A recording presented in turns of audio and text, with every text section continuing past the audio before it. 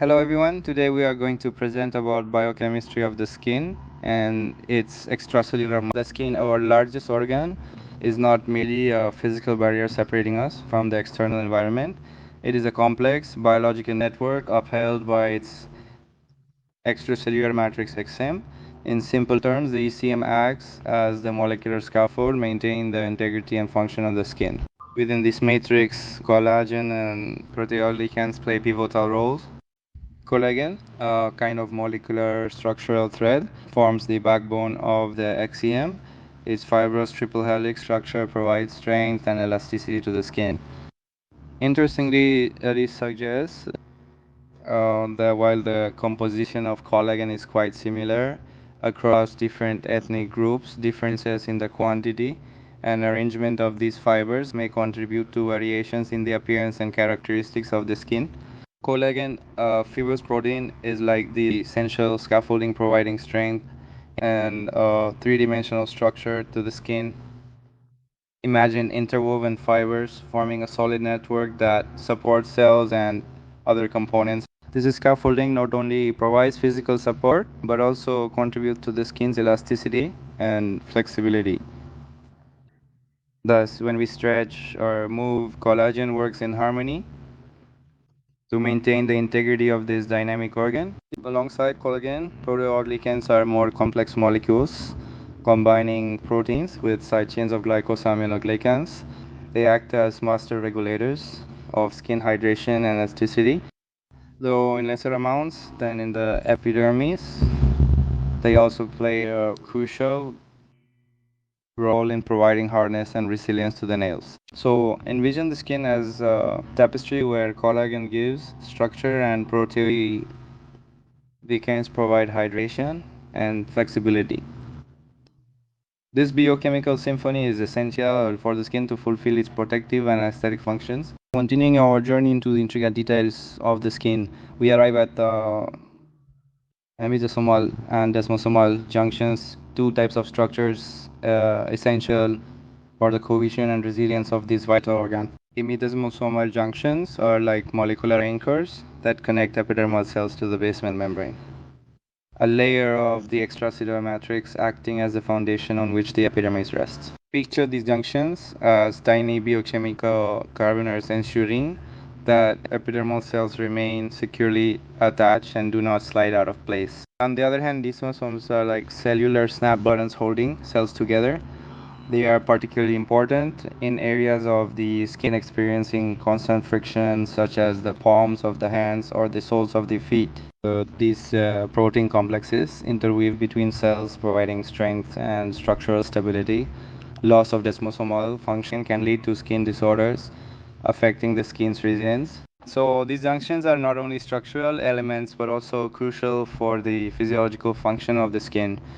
They allow cell communication and contribute to the organ's integrity, ensuring that our skin is strong and resilient in all situations. Mucopolysaccharides are essential components of the extracellular matrix. These complex sugar chains present in proteoglycans play a crucial role in compression resistance and skin hydration. Picture mucopolysaccharides as invisible strings that maintain the integrity and texture of the skin, creating a network that facilitates cell communication and contributes to elasticity. Let's start with the synthesis of vitamin D preciosa, a crucial process that occurs when our skin interacts with sunlight. Exposure to UV rays activates the conversion of a compound present in the skin, 7-deoxycholesterol, into vitamin D3. This vitamin in turn plays an essential role in being health and the regulation of various physiological. Within the intricate chemistry of the skin, there are key processes contributing to fundamental functions and its ability to adapt to different environmental and genetic conditions. Envision the skin as a molecular landscape where collagen forms the mountains, providing structure, and proteoglycans are the lakes and rivers, ensuring hydration. This harmonious interaction is essential for healthy and radiant skin. And moving on to melanin, the pigment responsible for skin, hair, and eye color, we dive into the fascinating biochemistry of pigmentation.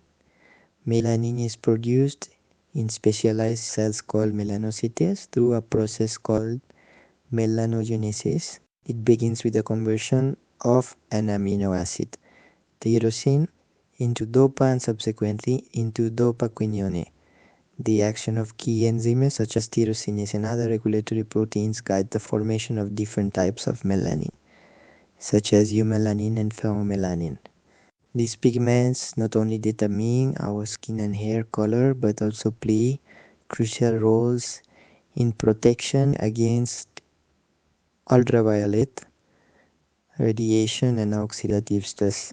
In summary, these biochemical processes not only illustrate the astonishing complexity of the skin but also highlight its ability to adapt and respond to external stimuli, contributing to our overall health and well-being. Now let's examine a clinical aspect related to alterations in skin. Albinism is a genetic disorder that affects the production of melanin in the body, resulting in the absence or reduction of pigmentation in the skin, hair, and ears. Melanin is the pigment responsible for providing color to these tissues, and its synthesis involves a series of fundamental. In individuals with albinism, there are genetic mutations that affect the activity of key enzymes involved in melanin synthesis. Melanin synthesis occurs in melanocytes, specialized cells in the epidermis and hair follicles. Here, the biochemical causes of albinism are highlighted. In addition to tyrosinase, other enzymes and proteins such as tyrosinase-related protein 1, TRPN, and P protein OCAD2A are also involved in melanin synthesis. Mutations in these genes can contribute to albinism, altering different stages of the melanin production process. The enzyme tyrosinase plays a crucial role in converting the amino acid tyrosine into dopaquinone, an essential step in melanin synthesis. In albinism, mutations in the tyrosinase gene reduce or eliminate the activity of this enzyme, negatively affecting melanin production.